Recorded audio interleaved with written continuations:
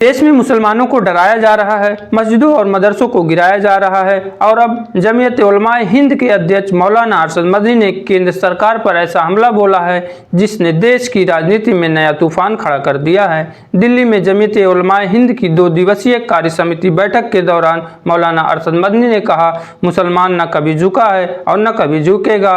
इस्लाम को मिटाने वाले खुद मिट गए लेकिन इस्लाम कायम रहा। मौलाना मदनी ने आरोप लगाया कि देश में अब नफरत की राजनीति डर और धमकी की राजनीति में बदल चुकी है।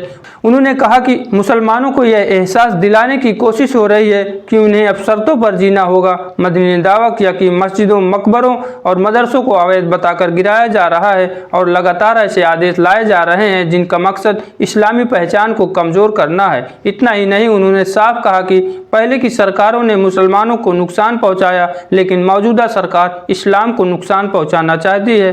वंदे मातरम को लेकर भी जमीयत ने बड़ा ऐलान किया। मौलाना मदनी ने कहा कि अगर वंदे मातरम को राष्ट्रगान जनगण मन के बराबर दर्जा देकर सरकारी और शैक्षणिक संस्थाओं को अनिवार्य किया गया तो जमीयत अदालत का दरवाजा खटखटाएगी। उन्होंने इसे संविधान की मूल भावना और धार्मिक स्वतंत्रता के खिलाफ बताया।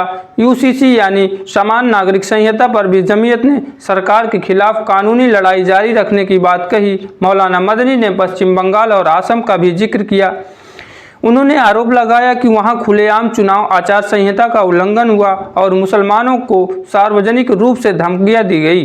उन्होंने कहा, अगर कोई मुख्यमंत्री ये कहता है कि मुसलमानों ने हमें वोट नहीं दिया इसलिए हम उनका काम नहीं करेंगे तो यह लोकतंत्र और संविधान दोनों का अपमान है। इसके बाद मौलाना मदनी ने एक और बड़ा दावा किया। उन्होंने कहा कि SIR प्रक्रिया केवल वोटर लिस्ट सुधार नहीं बल्कि NRC जैसी प्रक्रिया है जिसके जरिए मुसलमानों को निशाना बनाया जा रहा है। उन्होंने मुसलमानों से अपील की है कि अपने सभी जरूरी दस्तावेज संभाल कर रखें। SIR फॉर्म बहुत सावधानी से भरे। अपने भाषण में मौलाना मदनी ने सोवियत रूस का उदाहरण देते हुए कहा, वर्षों तक इस्लाम को खत्म करने की कोशिश हुई लेकिन अंत में सोवियत रूस टूट गया और इस्लाम कायम रहा।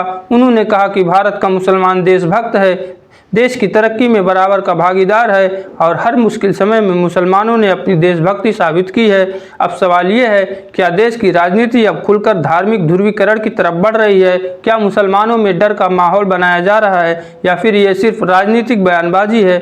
आप इस पूरे मामले पर क्या सोचते हैं? कमेंट करके ज़रूर बताइए और ऐसी ही बड़ी खबरों के लिए जुड़े रहिए यस न्यूज़ सच के साथ।